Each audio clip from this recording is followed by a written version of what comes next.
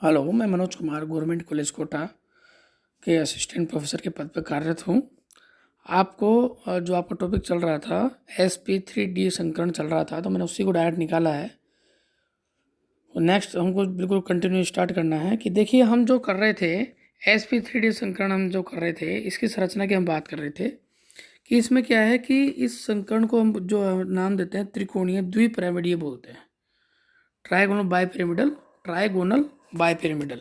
देखिए इस संरचना में क्या होता है कि हमारा जो ये जो भाग है, ये जो भाग है, तो ये तो क्या 180 डिग्री के कोण पर हो जाता है। ठीक है, ठीक है।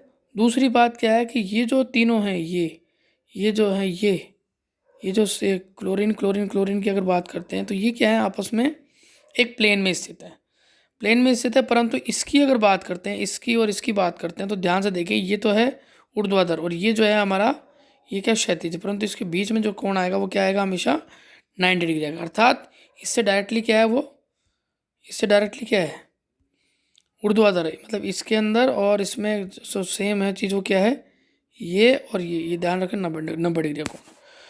तो इसका क्योंकि ये 180 डिग्री पे है, ये दोनों पूरा पूरा, ठीक है ना, 180 डिग्री पे है। और ये आपस में क्या है, ये आपस में सी एल आपस में क्या है, 120 डिग्री पे। तो इस प्रकार से क्या होता है, ये जो संरचना होती है उसको ध्यान से देखें। यहाँ पर बताया कि ये trigonal bipyramidal, trigonal bipyramidal, trigonal bipyramidal संरचना के आते हैं। एक इसमें बहुत ही इंपॉर्टेंट जो समझने वाली बात होती है, क्या होते हैं कि कभी भी आपका अगर लोन पेयर आएगा, सबसे पहले अगर लोन पेयर आएगा तो क्या है, ट्राइगोनल पे आएगा, इस पे आएगा, है ना। ये लोन पेयर अगर कभी पे आएगा तो पहले इस पे आएगा, दूसरा इस पे आएगा, फिर तीसरा इस पे आएगा।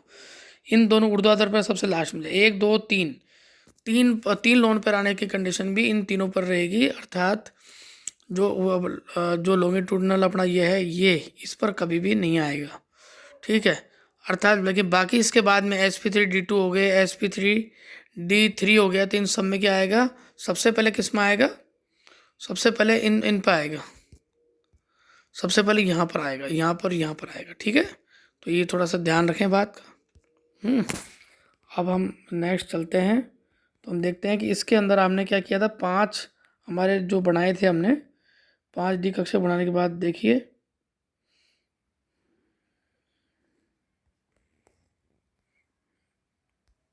हाँ, अब आता है sp3d2। ठीक है, सेम इसी प्रकार इसके अंदर भी आएगा कि देखिए sp3d2 अर्थात एक S 3p और 2d, तो इन सब को मिलाकर कितने बनते हैं बेटा, एक S, ये तीनों p आ गए इसके अंदर। ठीक है, dz² प्लस dx² y²। ध्यान रखें कभी भी अगर दो लेंगे, अगर दो लेने, डी अगर हम कितने लेने हैं, 2 लेने हैं, तो कौन कौन से आएंगे, dz² और dx² y², अर्थात eg ऑर्बिटल्स आएंगे, ईजी ऑर्बिटल्स आएंगे। ठीक है, और यदि हमें कभी भी अगर 3 लेने हैं, अगर 3D लेने, 3D अगर लेने हैं, तो कौन कौन से आएंगे, dxy, dxz और dyz। ठीक है, तो कहना मतलब ये है कि ये जो तीनों आएंगे, ये क्या है, T2G ऑर्बिटल्स होंगे। तो ये आपको पता होना चाहिए। तो यहाँ पर क्या है कि संगठन समझने के SF6 IF5 और XC F4 अणुओं की संरचना की व्याख्या भी हम करते हैं। देखो कैसे, यहाँ पर हमने क्या D2sp3 का बताया, ये सब मिल जाते हैं एक दूसरे पे और क्या बन जाते हैं, इसका संरचना बनाते हैं। जैसे आप अगर एग्जाम्पल हम लेते हैं SF6 की संरचना, सबसे पहले फर्स्ट ऑफ ऑल आपने क्या किया, ध्यान रखें, SF6 के अंदर हम सबसे पहले हम देखेंगे कि सबसे पहले हमारा क्या है कि इसमें मेन सेंट्रल एटम कौन सा है। जो हमारा मेन सेंट्रल एटम है वो कौन सा है, हाँ भाई, ये है हमारा सल्फर। तो सल्फर का इलेक्ट्रॉनिक विन्यास क्या निकला, 1s2 2s2 2p6, है ना, और 3s2 4p 3p4 बन गया साहब। निम्नतम अवस्था के अंदर क्या हो गया हमारा, ये तो हमारा इलेक्ट्रॉनिक विन्यास हमने भर दिया इसमें। ठीक है, अब आता है साहब उत्तेजित अवस्था, क्योंकि आयनिक स्थिति तो है ही नहीं इसके अंदर। उत्तेजित अवस्था में क्या करेगा, ये बंद बनाएगा और जो भी होगा भाग लेगा। लेकिन अब देखना पड़ता है कि यदि देखो मेन डिफरेंस क्या आता है, अगर आपका कोऑर्डिनेशन कंपाउंड है, यदि आपका कोऑर्डिनेशन कंपाउंड है तो आपको चाहिए लोन पेयर लेने वाले एक्सेप्टर, अर्थात खाली डी ऑर्बिटल्स। बहुत इंपॉर्टेंट बात।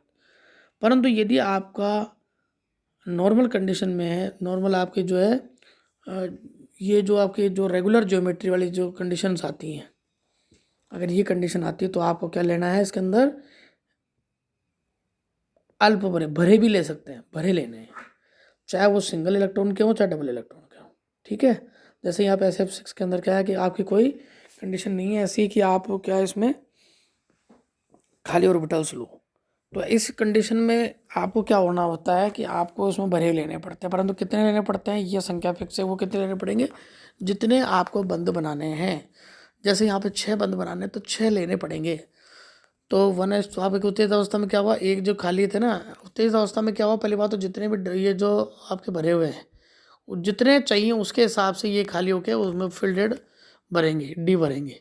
तो आपका 3P है तो यहाँ से एक चल जाएगा, एक तो 3S है इसमें से एक चल जाएगा, तो कुल मिला के कितने हो जाएंगे, ये पूरे 6 के 6 काम आ जाएंगे। और जो नए संकट बनाएंगे सबके अंदर एक क्या है, सिग्मा बंध का निर्माण होगा, और सिग्मा बंध निर्माण होने के बाद के जो है ना 6 नए कक्षक बनेंगे, जिसमें एक में तो इलेक्ट्रॉन चला जाएगा, और फ्लोरीन के पीछड़ कक्षों के साथ अतिवापन करके 6 सिग्मा बंध बना लेंगे, और इस प्रकार SF6 का एक अष्टफलकीय अणु बन जाता है।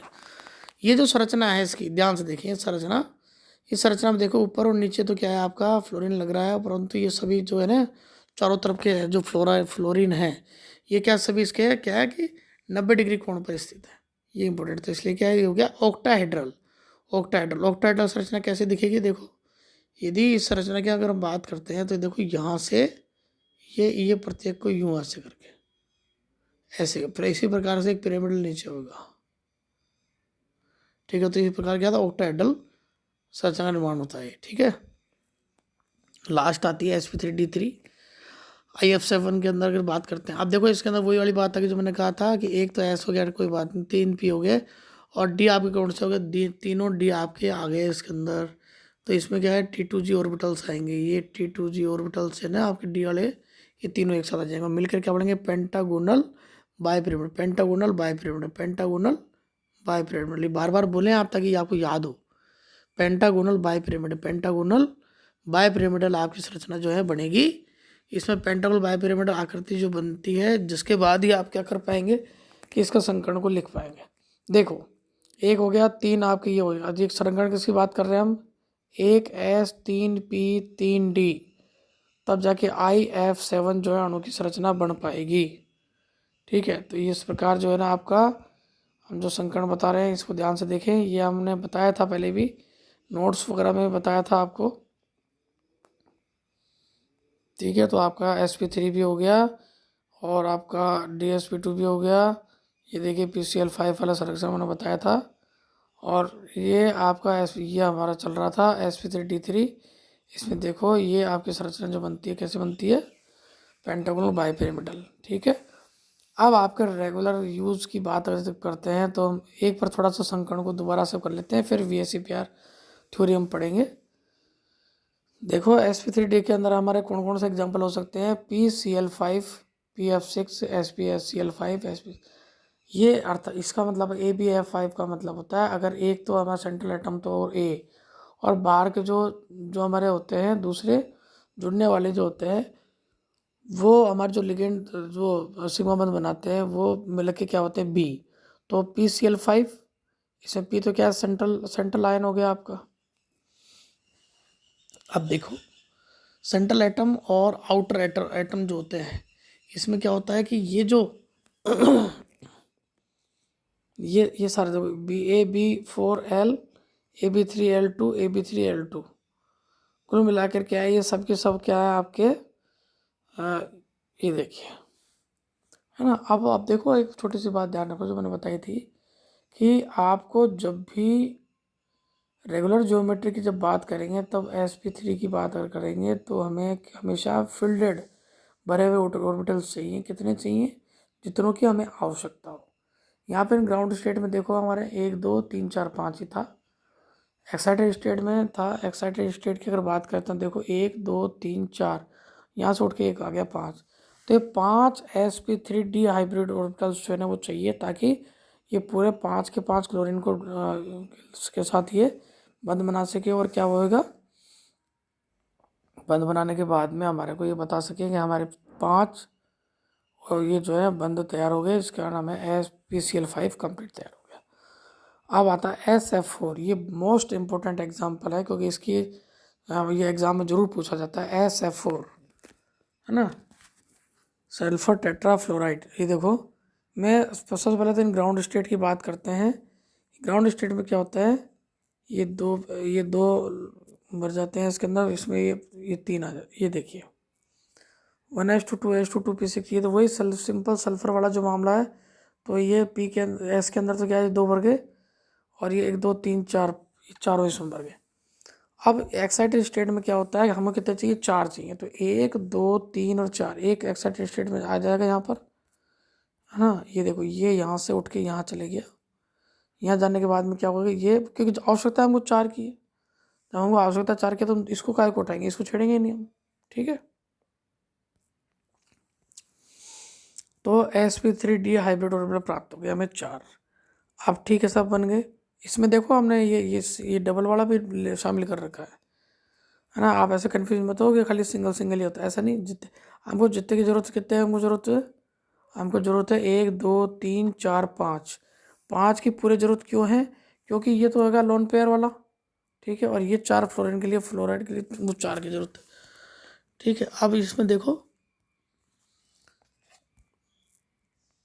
ये देखो एक लोन पेयर कहाँ आ गया हमारा, ये एक लोन पेयर हमारा कहाँ आ गया। हमने कहा था कि एक लोन पेयर जब भी हमारा एग प्राप्त होगा तो हम कहाँ रखेंगे इसको, यहाँ रखेंगे, ये हमारे इक्वेटोरियल पर रखेंगे, ठीक है। और कोई कोई ये इक्वेटोरियल प्लेन है, उस पर रखा है। दूसरा अगर लोन प्राप्त होता तो हम यहाँ रखते, तीसरा होता तो यहाँ रखते, परंतु यहाँ पे नहीं है, इसलिए कोई दिक्कत नहीं। हमारे यहाँ पर कहाँ रखा, केवल हमने ये रख दिया। अब आप ध्यान से देखें तो आपको पता लगेगा कि ये जो भाग बंद बनाने भाग नहीं लेता, तो अर्थात बंद बनाने भाग खाली ये लेता है, खाली ये भाग जो हमारे बंद बनाने में काम लेते हैं। अब देखो 1 2 3 4, 4 तो फ्लोरीन हो गए इसके अंदर, है ना, और एक हमारा क्या हो गया, सल्फर हो गया। अब इस कंडीशन में क्या होता, ना तो ये टेट्राहेड्रल रहा, ना ये क्या रहा, ट्राइगोनल बाइपिरामिडल रहा। ट्राइगोनल बाइपिरामिडल भी नहीं रहा, जो इसकी रेगुलर ज्योमेट्री कहलाती थी। अर्थात क्या क्या कहलाएगा, ये डिस्टोर्टेड टेट्राहेड्रल। डिस्टोर्टेड टेट्राल, याद कर लें, डिस्टोर्टेड टेट्राहेड्रल इसकी संरचना होगी, डिस्टोर्टेड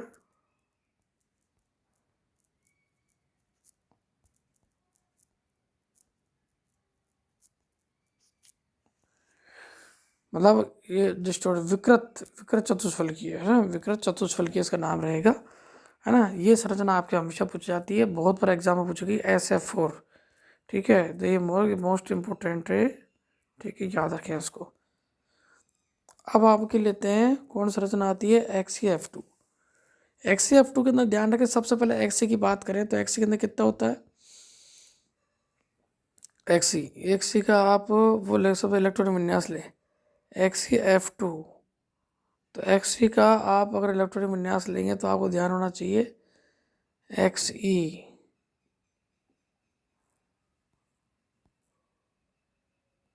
है ना। तो Xe का इलेक्ट्रॉनिक विन्यास यहाँ नहीं दे रखा है, कोई बात नहीं, नहीं दे रखा तो ठीक है।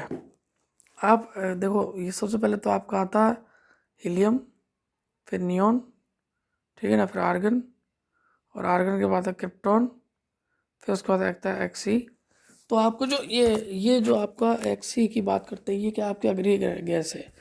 अक्रिय गैस विन्यास जो आपका होता है, अक्रिय गैस विन्यास जो आपका होता है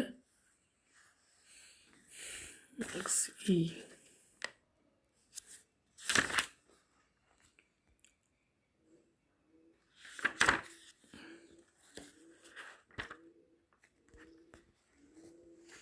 सबसे तो आप ये देखिए, पहले तो इसका इलेक्ट्रॉन विन्यास के आपका आप बात करेंगे, इलेक्ट्रॉन विन्यास आपको पता लग जाएगा। मेन बात तो आपको जो ध्यान देने वाली बात ये है कि जो भी अक्रिय गैस विन्यास होता है, इसके सारे सारे जो ऑर्बिटल्स होते हैं, सारे इलेक्ट्रॉनिक कॉन्फ़िगरेशन जो होता है इसका क्या भरा रहता है ना, खाली होती है। इसके ऑक्टेट इसके क्या पूरे फिल्डेड होते हैं, ठीक है। दूसरी बात क्या है कि हम जब भी इसे बनाएंगे, ये आपका क्या है कि आखिरी गैस जो आपका जो चैप्टर आएगा, आखिरी गैस के अंदर भी ये चैप्टर में आपके लगातार आएंगे।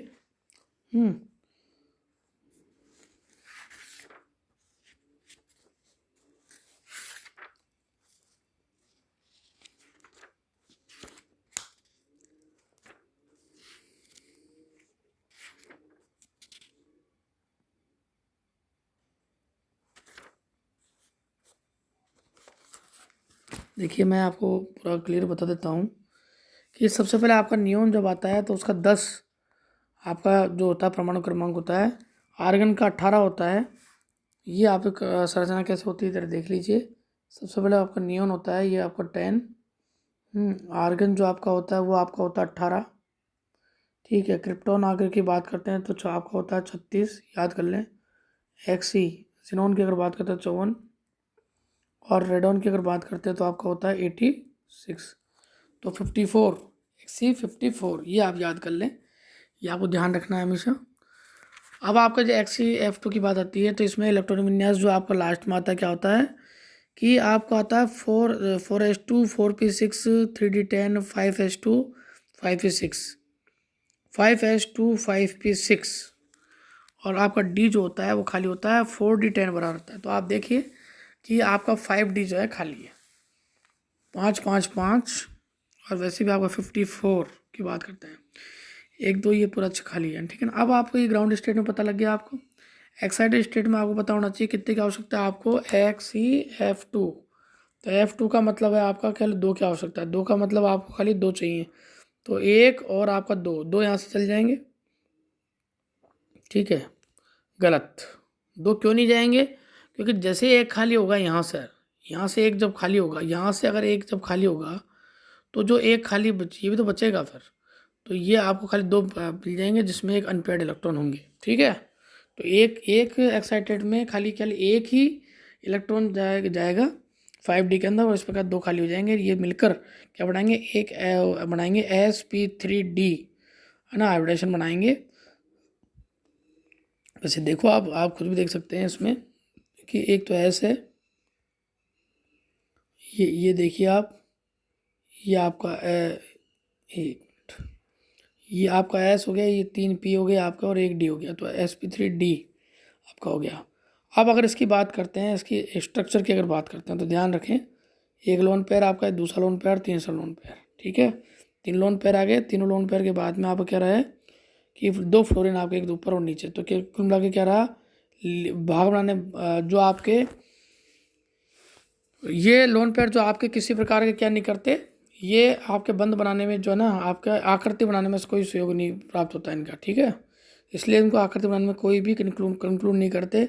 हम क्या लिए फ्लोरीन का जो होता है ये जो हम इंक्लूडेड करते हैं, जिसके कारण क्या होता है कि हमारे इसकी जो आकृति है इसी को देखते हैं, तो ये क्या लीनियर शेप आती है, तो इसके कारण हम क्या करते हैं, इसको लीनियर ज्योमेट्री नाम दे देते हैं। ठीक है, ये आप कंप्लीट होता है। अगली बार आप वैसे PR थ्योरी करेंगे। तब तक के गुड बाय।